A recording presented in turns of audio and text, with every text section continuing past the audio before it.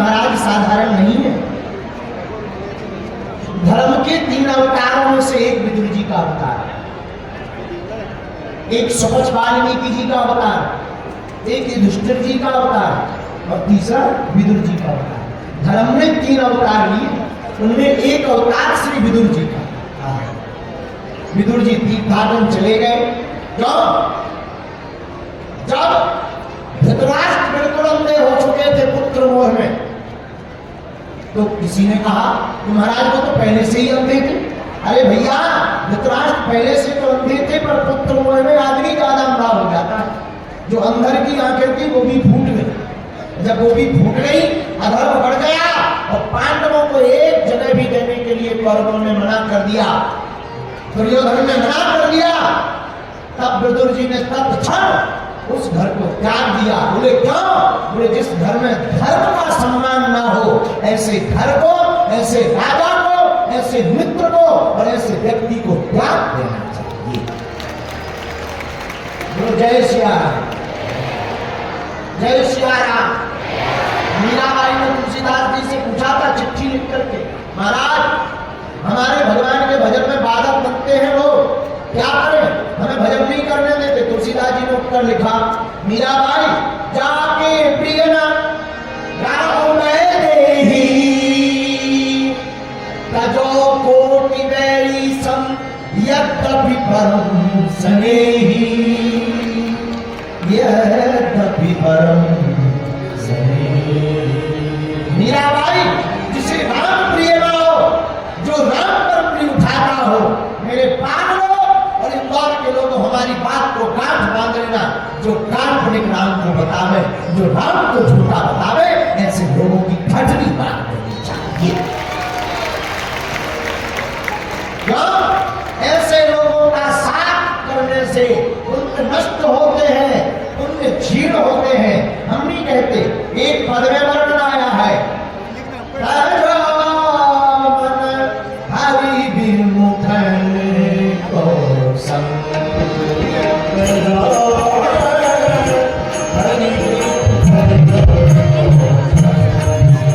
जो हरि से विमुख है, ऐसे लोगों का संग त्याग देना चाहिए।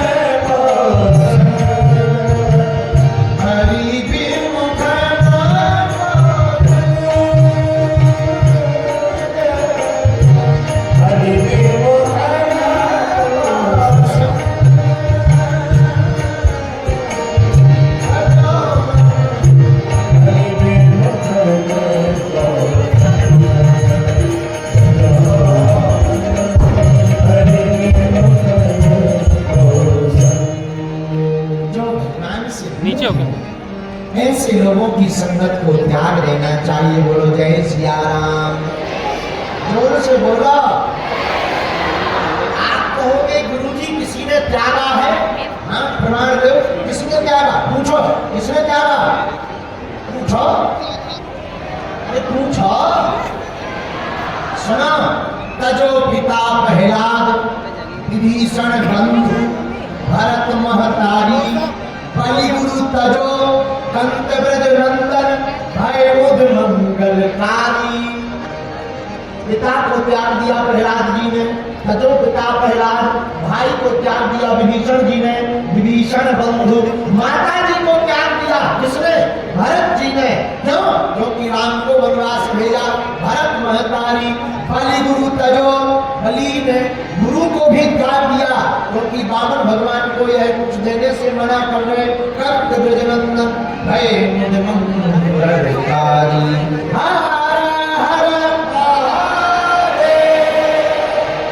विदुर जी ने रात के समय में ही अपना धनुष्मान करके चले गए। जब चले गए तो 6 दिनों बाद, देखो भैया, विदुर जी कौरव पक्ष में धर्म के रूप में थे।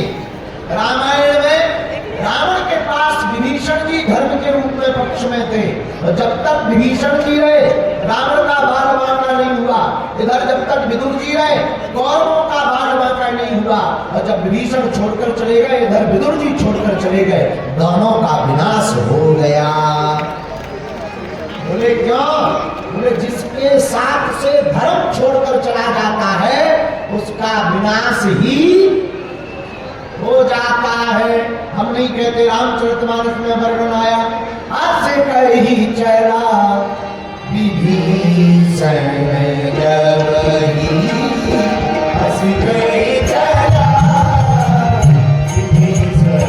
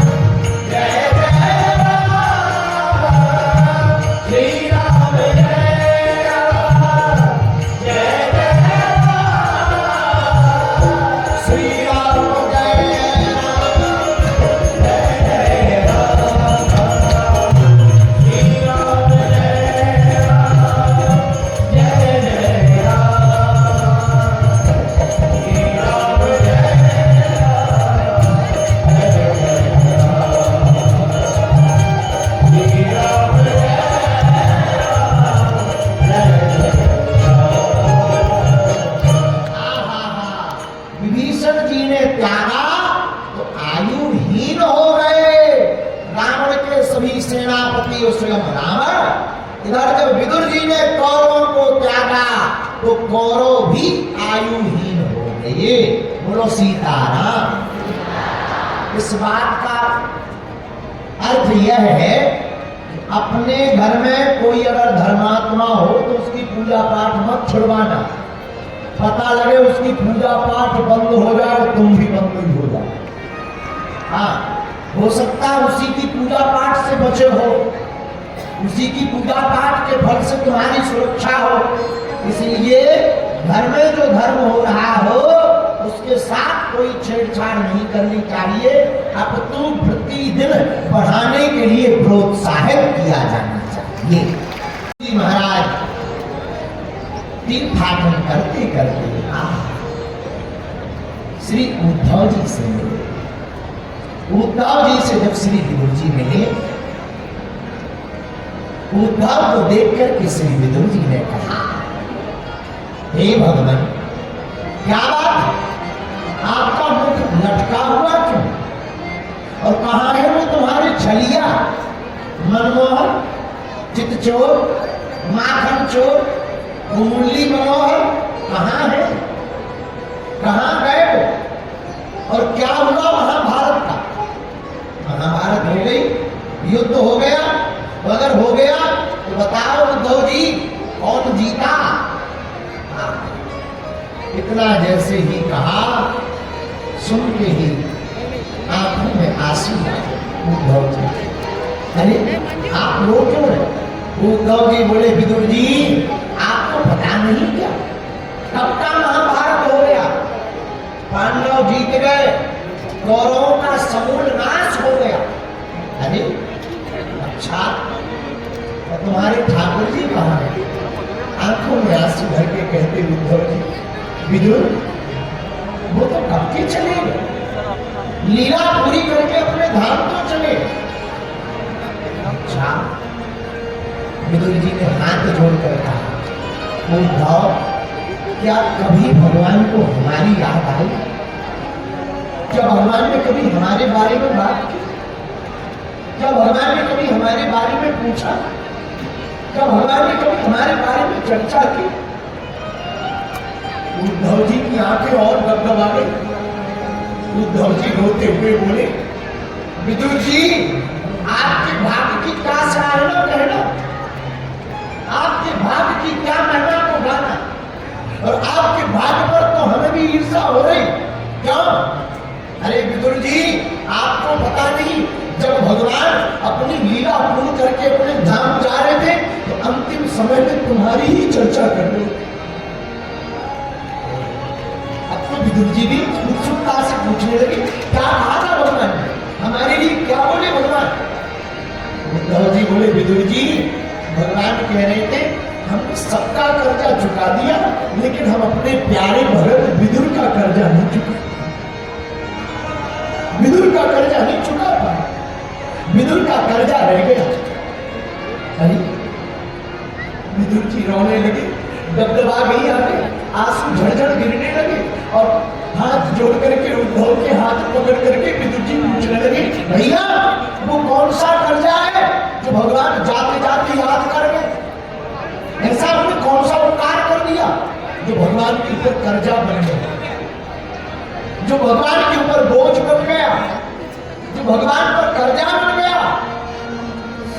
उद्धव जी बोले, विदुर जी वो कर्जा कोई और नहीं है, वो भगवान कह रहे थे कि जिसने जो हमारा साथ किया हमने सबका चुकाया, पर विदुर के घर पर हमने साग खाई, केले के छिलके खाए, भरपेट भोजन पाया, पर विदुर विदुरानी को कुछ नहीं दे पाया। इतना सुनते ही विदुर जी फूट फूट कर रोने लगे, विदुरानी भी फूट फूट कर रोने लगे। अरे भगवान हमारे उस बात को याद कर रहे थे, धन्य है उनकी दयालुता। अरे उद्धव जी हमारे घर पर तो कुछ खाने को भी नहीं था, साग खिलाई सूखी भगवान की साग, और हमारी गुजरानी तो और बाबरी है पागल, वो जब आए ये इतनी भूल गई तो भगवान को केला खिलाना भूल गई, केले के छिलके पका दिए। पर धन्य है लोग, धन्य है ठाकुर, भैया हमारे ठाकुर जी ऐसा स्वभाव दुनिया में किसी का नहीं है, हमारे ठाकुर जी का स्वभाव धन्य है, वो केले के छिलकों का भी भगवान अपने ऊपर कर्जा समझते हैं, ये हमारे गोविंद का स्वभाव है। भैया गोविंद जैसा कोई द्वितीय नहीं है, ठाकुर जी जैसा कोई दूसरा नहीं है। एक बार द्वारका में भैया रुक्मणी ने अपने हाथ से भोजन बनाया, 56 प्रकार अपने हाथ से भगवान को परोसा, भगवान को अपने हाथ से खिलाया, भगवान ने खाया, खूब खाया। जब बहुत खाया तो रुक्मणी जी को लगा कि आज हमारी तारीफ करेंगे, हमने अपने हाथ से बनाया तो हमारी सरकार तारीफ करेगी। तो बाद में पूछ लिया रुक्मणी जी ने, सरकार प्रसाद तो ठीक बना था ना, भोजन ठीक बना था ना, आपने पेट भर के पाया? भगवान ठीक ठीक ठीक, ना ना ना ठीक मत कहो, सही सही बताओ, आपने भरपेट पाया कि नहीं पाया? हमारे गोविंद बोले, रुक्मणी जी सही सही बतावे। हाँ महाराज। गोविंद बोले, देवी जी, रुक्मणी जी हमारा पेट तो 2 ही बार भरपेट भरा। बोले कब? बोले राम अवतार में सबरी के जूठे भेड़ खाकर और कृष्ण अवतार में विदुरानी की साग खाकर। घर घर आंखों से आशीर्वाद, धन्य भाग है, धन्य भाग है, धन्य है हमारे गोविंद का स्वभाव। विदुर जी कहते हमारे ठाकुर जी और क्या कह गए? मैत्रेय मुनि से कह गए।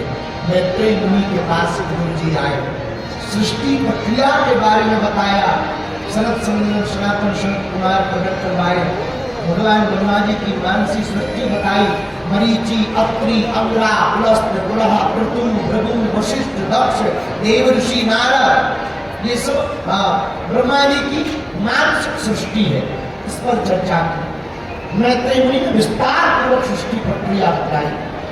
वामन से एक पुरुष, दक्षिण अंग से कन्या के बारे में बताया, छाया से कर्दम ऋषि प्रकट भये, वाणी से सरस्वती जी प्रकट भई, और मनु शत्रुपा एक एक अंग से प्रकट भये।